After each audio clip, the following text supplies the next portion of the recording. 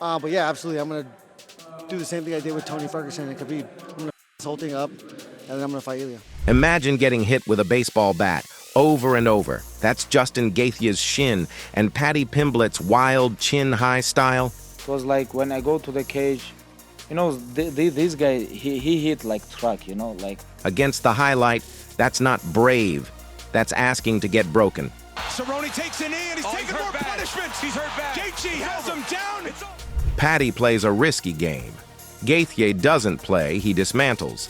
But they hit harder, harder than Justin Gaethje. This isn't a fight where you edge out.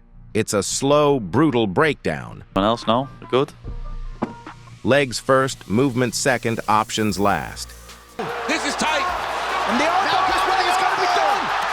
There it is. Before the violence begins, like the video and subscribe to the Band-Aid Battalion MMA, your front line for real fight breakdowns. The best guy you fought that had kicks like that said, oh man, this is a Gaethje probably. He partially tore my quad. Gaethje. Wow. Where the hype ends and the truth starts. Now listen, to understand why this matchup is so dangerous for Paddy Pimblett, you have to zoom out past the octagon lights and the internet noise. Paddy's rise has been fueled by charisma and momentum, by that fearless, chaotic energy that turns fights into moments. He's a natural entertainer, and he's talented enough to make the chaos work.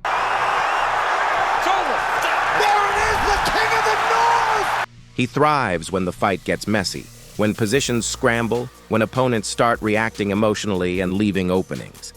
He makes the cage feel smaller for the other guy by making everything unpredictable. But Justin Gaethje is the opposite kind of unpredictable. He's not unpredictable because he's reckless. He's unpredictable because he's refined. He is very good wrestlers, and like beginning of fight, I knew like this guy don't let me wrestling. And he's the kind of pressure fighter who has learned what chaos costs, and he only spends it when the return is guaranteed. He's fought at the top of the division for years, in wars that forced him to evolve. He's been in there with elite strikers, elite wrestlers, elite finishers, men who can punish a single bad step. Gone by round 2. That experience turns big moments into normal moments. It turns panic into patience. It turns brawling into controlled destruction. Yeah, Gaethje with got with a overhead right, it's over. And that's where the first mismatch appears. Not in bravado, not in heart, but in the ability to maintain structure when the fight starts taking pieces from you. Because Gaethje doesn't just hit hard. That's the headline, but it's not the story. The story is how he changes fights. He takes away your legs, then he takes away your exits. Then he takes away your confidence. His calf kick isn't a point-scoring technique. It's a permission slip to do everything else. It's how he buys time. It's how he buys stillness. Michael Chandler. There it is again. And stillness is where Gaethje's hands become a problem you can't solve. Paddy's style, for all its brilliance, tends to invite exchanges. He's willing to take a shot to give a shot. He's willing to get touched if it means he can create a scramble, turn a clinch into a trip, turn a moment into a sequence. Against certain opponents, that willingness becomes a superpower because they don't punish cleanly and they don't punish repeatedly. Against Gaethje, it can become a trap because Gaethje doesn't need you to make one big mistake. He just needs you to make the same small mistake twice. Paddy can be wild, but his wildness has patterns. He'll step in with his chin available. He'll exchange with his hands not always where they need to be. He'll exit in a way that can be read. And at the highest level, reading is everything. A veteran like Gaethje doesn't hope you're open. He notices the opening, he times the opening, and then he punishes it the moment you repeat it. And here's the brutal part. You can be talented, you can be fearless, you can be game as hell and still lose the fight in the first 3 minutes because your legs stop responding the way you're used to. Gaethje's leg kicks do not just hurt. They restructure the fight. The first one lands and you tell yourself it is manageable. You reset, shake it off, convince yourself it changes nothing. The second one lands and it stays with you a little longer. You start thinking about it between exchanges. You feel it when you move, when you plant, when you reset your stance. By the third the conversation is over. Your base adjusts whether you want it to or not. And now, let's get into the most important part. So, what makes this matchup especially unforgiving is not just the damage Gaethje inflicts, but how difficult it is to interrupt the process once it starts. Paddy's stance and foot positioning play directly into this. He often stands heavier on his lead leg, bladed just enough to move in and out quickly, but not enough to retract cleanly when kicks come low. That works against fighters who kick high or sporadically. Against Gaethje, it becomes a structural problem. Gaethje does not throw leg kicks randomly. He targets the calf because it bypasses the shin check window, lands before the foot can lift, and compromises balance immediately. Paddy could, in theory, counter this by switching stance early, by stepping in aggressively to jam the kick, by catching the kick and forcing a clinch, or by level changing the moment the kick is thrown. Those are real adjustments, and against less disciplined kickers, they work. The issue is that each adjustment carries its own tax. Switching stance blunts Paddy's comfort entering exchanges. Charging forward exposes his chin to counters. Level changing off a compromised base reduces explosiveness. Even successful takedown attempts become harder to chain when the lead leg is already reacting slower than the mind wants it to. Might have the full extension to drive it, and there's the flying triangle! This is where Gaethje's experience becomes decisive. He does not need to win every exchange. He only needs to recognize which adjustment Paddy is reaching for and punish the transition. If Paddy starts stepping in to jam kicks, Gaethje meets him with short hooks and uppercuts. If Paddy level changes, Gaethje frames, sprawls explosively, and forces him back to his feet where the damage remains. If Paddy tries to back away and reset, the kicks keep coming, lower and harder, stealing more movement each time. This is not about one defensive flaw, it is about cascading consequences. Fighters rarely collapse because of a single mistake. They collapse because every correction costs more than the last. By the middle of the fight, the problem is no longer tactical. It is physical. Paddy may still see the openings, still understand what needs to happen, but the body no longer responds on time. That is when Gaethje's pressure sharpens.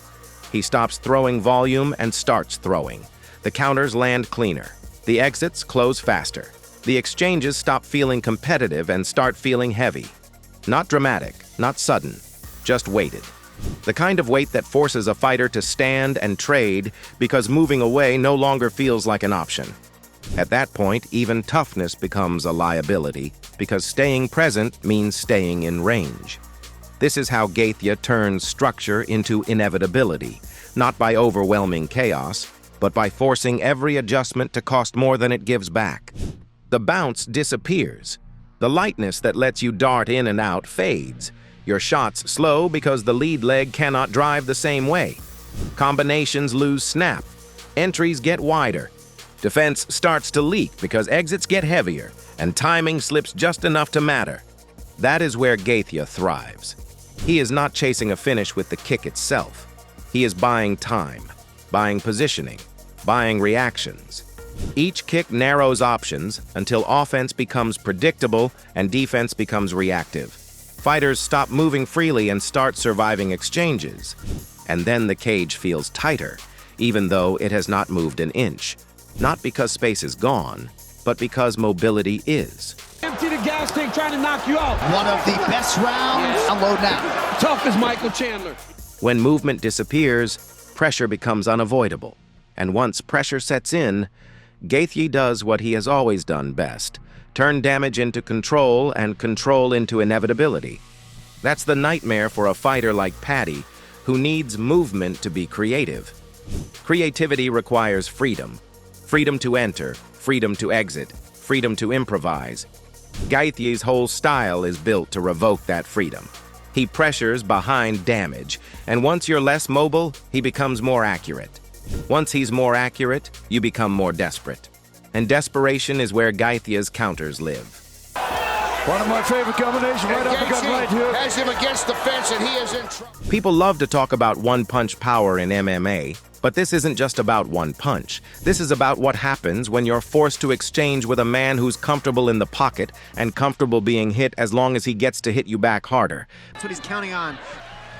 Boom, inside leg. Paddy, at his best, can turn a fight into a blur, scrambles, clinches, sudden transitions. But to get there, he needs to cross distance safely, and he needs to keep his base intact long enough to force grappling. That's not easy against a guy who punishes entries and punishes hesitation, because here's what Gaethje does so well. He makes you choose. If you stay outside, your legs get chewed up and your timing gets stolen. If you step in, you run into counters that don't just score. They tilt your whole equilibrium. To the legs as a setup. Uh-oh. Lauzon's in trouble. And if Paddy starts relying on toughness, if the plan becomes, I'll just eat it and keep coming, then this turns into the exact kind of fight Gaethje thrives in. Toughness is admirable, but it's not armor. Toughness doesn't stop your leg from deadening. Toughness doesn't stop your reaction time from slowing. Toughness doesn't stop the cumulative effect of clean shots landing when you're forced to stand your ground because you can't move the same. This is also where the experience gap matters, not as an insult, but as a reality of repetition at the elite level. Gaethje has spent years dealing with men who are fast, sharp, and dangerous in every phase. He's fought people who don't get rattled when the crowd roars. He's fought people who can finish you the moment you blink. Those rounds harden your decision-making. They teach you what to ignore. They teach you what to punish. They teach you how to stay calm while someone is trying to create chaos. Paddy is emotional in the best way. He feeds off the crowd, he performs, he rides momentum. That's part of why fans love him. But against Gaethje, emotion can backfire. Because Gaethje doesn't care about your energy. He doesn't care about your charisma. He doesn't care about what you do after you land. He cares about whether you can still stand the same after he lands. And Gaethje's calm is terrifying now. Nice elbow. Not the old version that would brawl for brawling's sake, the modern version that's still violent, but selective. The version that lets you throw first so he can counter second. The version that takes what you give him and charges you interest. So when people say, Paddy has no chance, that's thumbnail talk. In MMA, almost no one has zero chance. Paddy has paths. If he can get to clinches early without eating clean counters, if he can force repeated grappling exchanges, if he can make Gaethje defend scrambles and get uncomfortable, the fight becomes volatile. Paddy is dangerous in volatility. He can snatch positions, he can opportunistically finish. He can turn one small opening into a big moment. But here's why this matchup still reads like a nightmare. Gaethje can win in more ways, with fewer requirements. Paddy needs multiple things to go right. Gaethje needs one consistent thing, pressure that turns into damage, and that damage will create the rest. Picture the fight as it starts to tilt. Round one is competitive because Paddy is fresh and fearless. He takes risks the way momentum fighters do, openly, instinctively, without apology. He tries to make the fight his. He throws to start conversations in the pocket, because that is where belief is built and crowds turn. He steps forward with volume, with bravado, with the confidence of someone who has never been punished enough to doubt himself. But Gaethje does not argue. He answers. The kicks land early, not as a scoring tool, but as an investment. Each one is placed with intent, aimed at change. Change in stance, change in rhythm, change in how Paddy feels about stepping forward so freely. Gaethje is not chasing damage yet. He is shaping the fight, quietly removing options. The exits narrow, the bounce dulls. The legs begin to tell a different story than the mind wants to hear. Then round two arrives with a different kind of silence. Not the absence of noise, but the presence of consequence. Paddy is still brave, still willing, but the body has started negotiating with damage. The lead leg does not fire the same. The stance sits heavier in the canvas. Every reset takes a fraction longer. Paddy steps in to create a moment, maybe a big overhand, maybe a wild exchange meant to wake the crowd and himself. And that is when Gaethje is most dangerous, balanced, patient, waiting, ready to punish urgency with precision. Gaethje with the knee. Gaethje cuts down Palomino with the... This is how fights turn. Not suddenly, gradually, inevitably.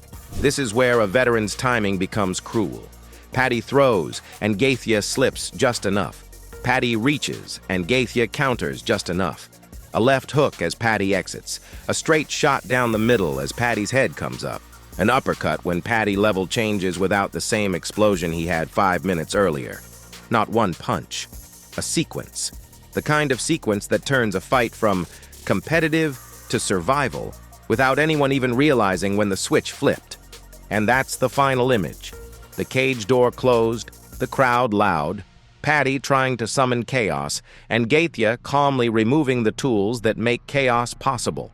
Because Gaethje doesn't just break people physically, he breaks their options. He corners their decision-making until their choices become predictable. And predictable is where his violence becomes surgical. So when the cage locks, this isn't content versus legacy. This is structure versus improvisation. This is pressure versus freedom. This is a man who needs space to create against a man who specializes in taking space away. If Paddy can force grappling early and keep forcing it, he can make this fight dangerous for anyone. Dragging Gaethje into clinches, chaining takedown attempts, making it messy and uncomfortable, this is where Paddy's chaos becomes a weapon. That's how he won the interim championship.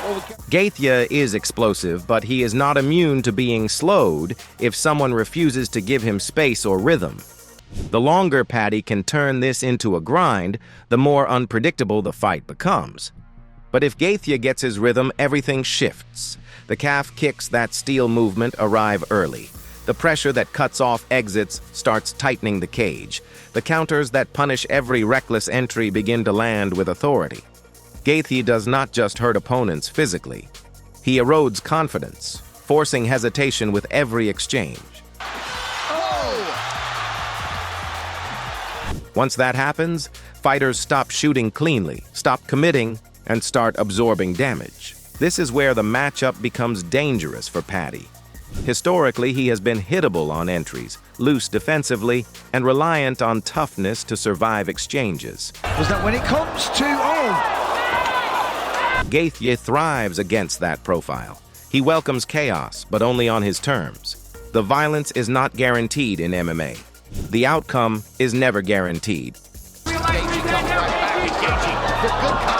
But the danger here is guaranteed because this fight aligns perfectly with Gaethje's strengths while testing the exact vulnerabilities Paddy has not fully erased.